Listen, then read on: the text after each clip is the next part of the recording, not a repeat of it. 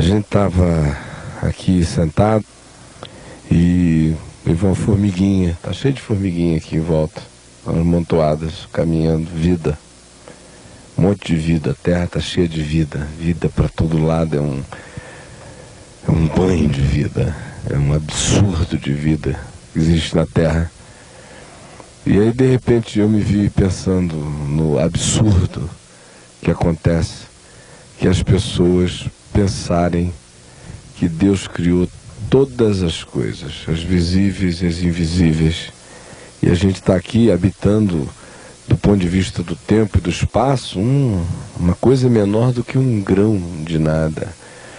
Se a Terra fosse ser observada por um observador que tivesse em relação à Terra a mesma proporção de tamanho que eu tenho em relação a uma poeira, a gente iria ver que a Terra não seria vista por mim nem a olho nu.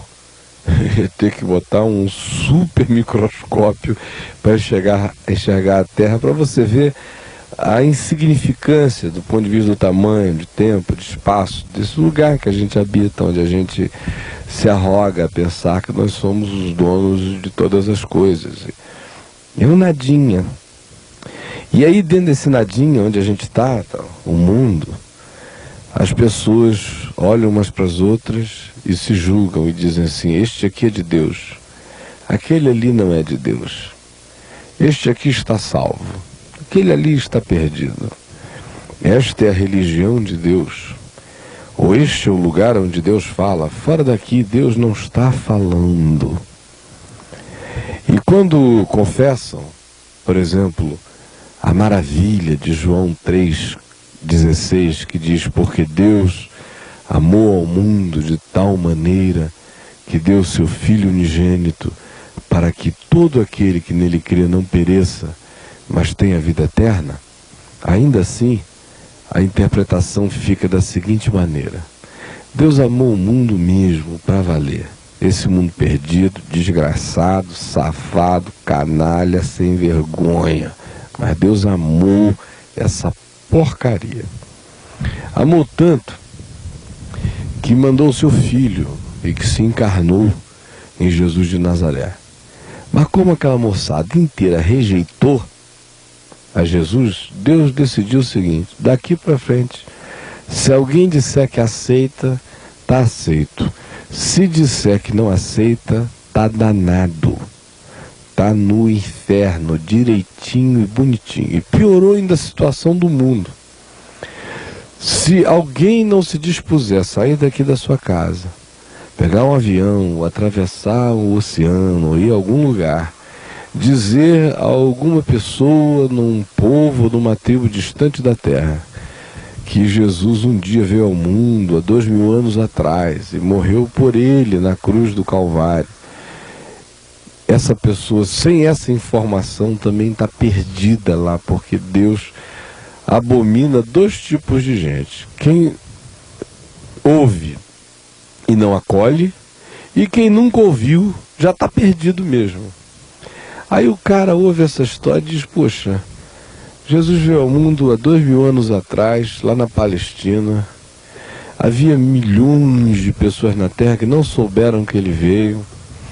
Depois disso o mundo continuou, milhões de pessoas viveram, civilizações se sucederam e as pessoas não souberam que ele veio. Por exemplo, aqui no nosso continente latino-americano, quando vieram contar essa informação aqui, havia, meu Deus, milhares de civilizações, pequenas e maiores, habitando esse continente inteiro, que não ficaram sabendo de nada.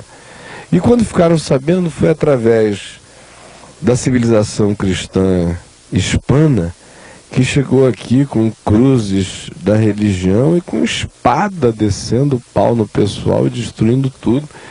E aí tomaram essa terra aqui em nome de Deus, do Deus cristão, ergueram os seus templos e os seus lugares religiosos e massacraram os índios, destruíram as culturas nativas e iniciaram esse processo de esmagamento das pessoas, dizendo: olha, se você não aceitar isso, e não é só aceitar isso, nós somos os representantes legais e autorizados de Deus na terra, de modo que se você não ouviu o que a gente está falando, meu filho, você está danado.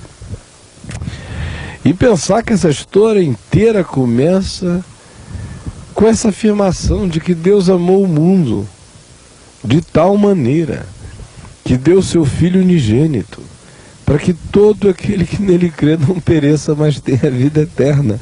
Aí o cara diz, puxa, eu preferia não ficar sabendo disso, porque agora vocês chegaram com espada na mão, descendo o cacete, oprimindo a gente, já chegam com um desamor enorme, afirmando que está todo mundo perdido aqui. O cara às vezes rejeita e não rejeita nem a mensagem, porque a mensagem a maioria nunca nem ouviu.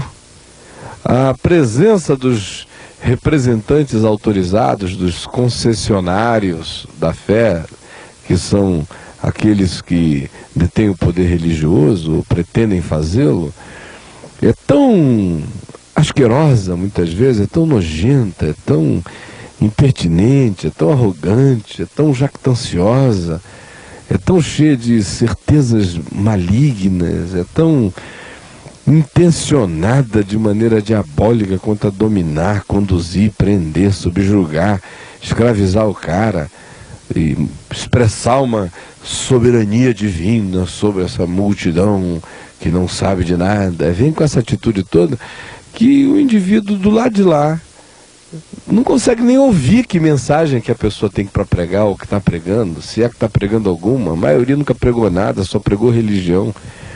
E depois o indivíduo, com toda a razão, diz, olha, isso eu não quero, isso é um estupro, é uma violência que vocês estão fazendo. E aí o cara vira e diz, então você está no inferno, seu desgraçado, porque você acabou de rejeitar Jesus. Essa é uma historinha simplificada de como o amor de Deus vem sido vilipendiado e manipulado e endiabrado na terra. Porque o cara começa falando do amor de Deus e termina falando do diabo, do inferno. Começa supostamente com um amor tão irresistível de Deus que ele se encarnou, veio ao mundo. E termina com um grupo de malucos se dizendo representantes dele na terra e dizendo quem está no céu, quem está no inferno, e fazendo tudo que Jesus disse que não era para fazer. Além do que, eles só pensam em poder e em controle. Eu estou dizendo isso por uma razão simples.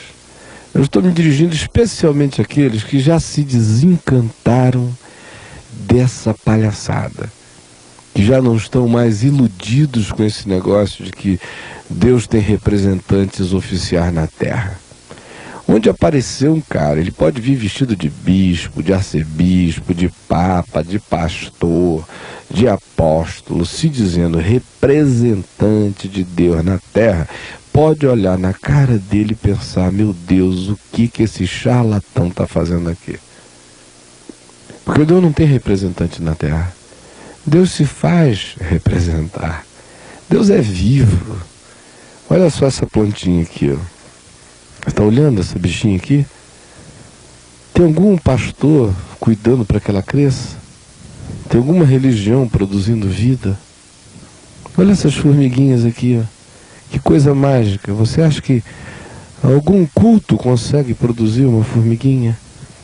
O Senhor é o Deus de toda a terra. Ele é que está dando vida a todas as coisas. Eu estou aqui nesse momento agora, está batendo uma brisa gostosa. Tem uma igreja ar-condicionando o ambiente. Por que a gente acredita que Deus cuida de todas as coisas que concernem a vida?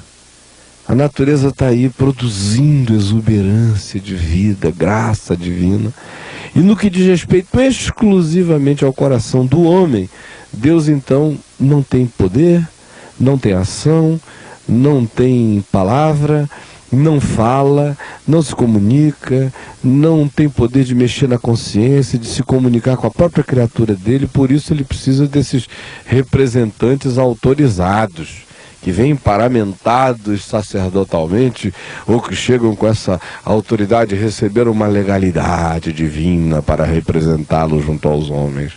Só um ser completamente palhaço e empalhado pode acreditar que o Criador de todas as coisas, que dá vida a todas as coisas, e que amou ao mundo mesmo de tal maneira, de modo que o Cordeiro de Deus veio ao mundo e tira o pecado do mundo, e é Jesus, que esse Deus agora transferiu a sublimidade para a mão dos mesquinhos. Deus é livre, meu querido.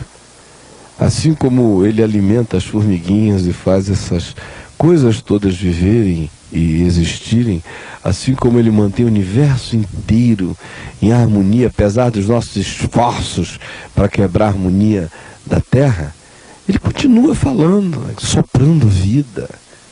Deus está vivo. E Ele não elegeu nenhum representante a um só Deus. E um só mediador entre Deus e os homens, Jesus Cristo, o homem. Eu estou dizendo isso porque você, esteja onde você estiver, pode você mesmo usufruir tudo.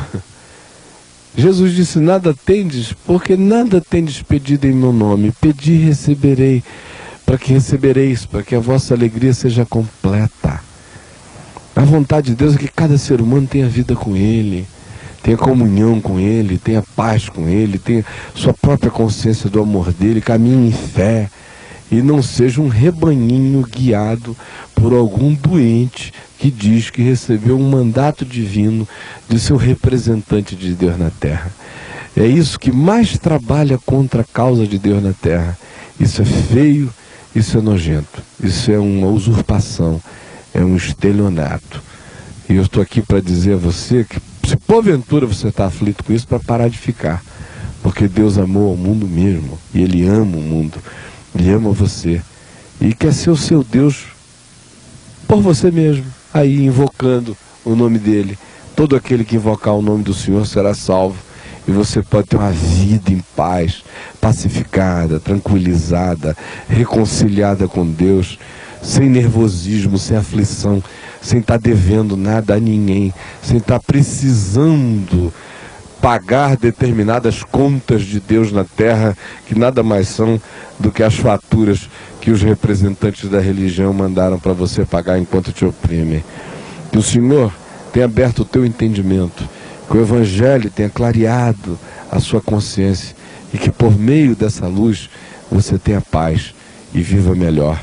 Visite a gente no Caminho da Graça, ou então acesse o meu site, o www.caiofabio.com, e eu vou estar com você aqui na semana que vem, nesse mesmo dia e horário. Que Deus o abençoe. Até lá.